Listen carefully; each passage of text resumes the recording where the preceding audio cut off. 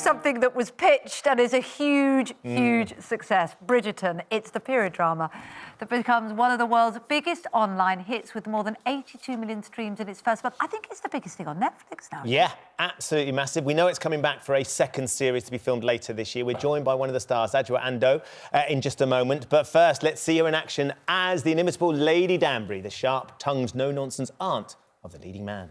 Oh, it's fantastic. Adjoa joins us now. You must love playing this part. She has all the best lines. We were comparing her, weren't we, Ben, with Maggie Smith's role in Downton. Just steals the scene every time, every single time. It's been a fantastic, fantastic hit. Did you know straight away this is going to really catch on? You know, when I was sent Lady Danbury to Reid, she just jumped off the page. She's super fun to play. She's fiery, she's smart, she's sharp, she's very strategic. She can spot someone who's talking rubbish straight away and she will call them out on it. But she also can see the ones who are really vulnerable and she'll scoop them up. She has the ear of the Queen. She's independently wealthy. She's a widow. So for a woman in that period, she is probably better placed than anybody else around her. So she's just got this huge appetite for life and she's loving it. It's one of the things that I loved about watching it, actually, Adjoa. You're watching this really incredibly sort of confident, powerful, sophisticated, glamorous, elegant woman, and people would wither in her presence. But as you say, she had a soft touch with those characters that needed to be nurtured and looked after. I mean, characters like her sort of come along only very rarely, don't they? Yes, they're corkers. When you get them, you have to grab them and say, "Give it to me, I want it." And then you have to live up to the material. You have to live up to the woman once you've got her. Well, you certainly did that. Did you know when you got it? Because on the page it reads a certain way, but did you know just... Because one of the things that Kate and I were just talking about was just how sumptuous and gorgeous it all looks. The costumes, the buildings, the sets. I mean, no expense has been spared, clearly, on this production. It just looks incredible. I think, you know, it's a combination of Shonda Rhimes and Netflix. It's Shonda Rhimes' first show for them. She did Grey's Anatomy, she did How to Get Away with Murder, Scandal, a whole host of shows. So Shonda's company are the consummate storytellers.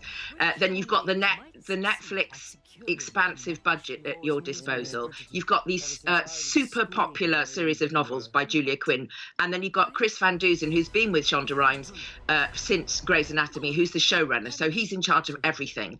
And then you've got the Regency period, which is gorgeous, gorgeous, gorgeous design, costumes, sets, locations, everything beautiful. So you throw all that stuff in together, and then you put the spin of going, I think that's a piece of classical music.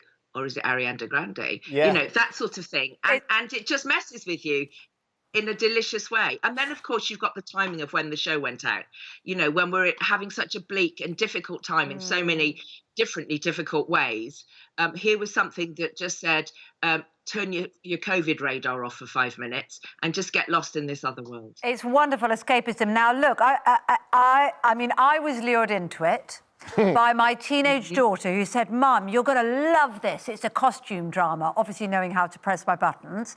And if you've got a teenage daughter, you know, the idea they want to do anything with you is something that's exciting. So we sat down and watched it together. And I suddenly found myself thinking, am I watching a costume drama or am I watching Love Island? It's quite saucy, isn't it?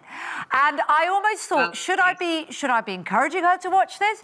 But then actually she said, "Mum, I wish I could wear a ball dress," and she normally looks like Billie Eilish. So I thought, I'm weighing up the idea of her getting her into a dress because of this or anything else. But what is lovely about it, rather like a lot of people find Love Island, is it does encourage you to talk about all sorts of things. It's that lovely thing of relationships and challenges. It goes across the generations, how it appeals, doesn't it? Absolutely. I think it's one of the things I've loved the most about the show is it has this broad embrace, this broad welcome that says, you know, you can be gay, you can be of any colour, you can be a feminist, you can be somebody who loved Georgette Heyer and Jean Plaidy back in the day. Anybody can watch this. Everybody's welcome. And yeah, I think that embrace has been one of the things I've loved about it the most.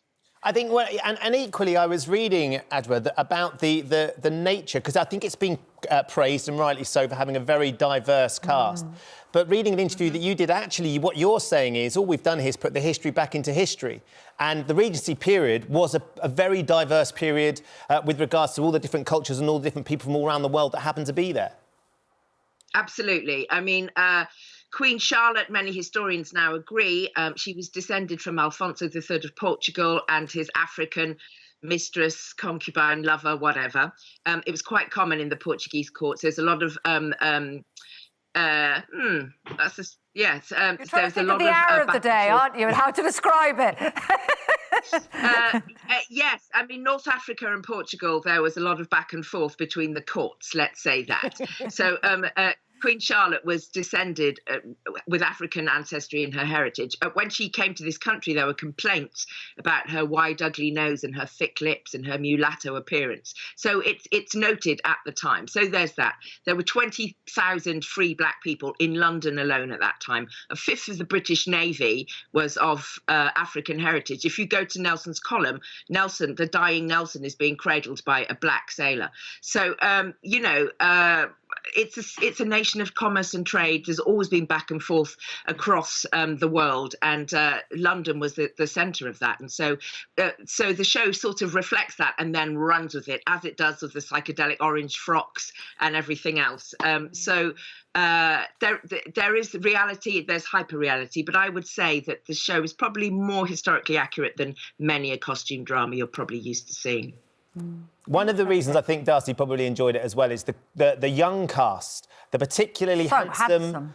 Sexy, gorgeous young cast that there is. And older cast as well. Yeah. You know, but I'm thinking about the teenagers. Thank you. I'm thinking about the teenagers. Regé, who plays sort of the Duke in this, the leading man, who has certainly caused a stir, is now being touted, Adjoa, as a potential successor to James Bond. This seems like a great fit to me. It sort of went down well in our household. Mrs. Shepherd certainly thought he could do the job. What are your thoughts? He's even in the blue trunks in that photo, like Daniel Craig. I know. I think the thing with Regé is he's beautiful. Yes, don't tell him I said that. He's beautiful. He's very smart.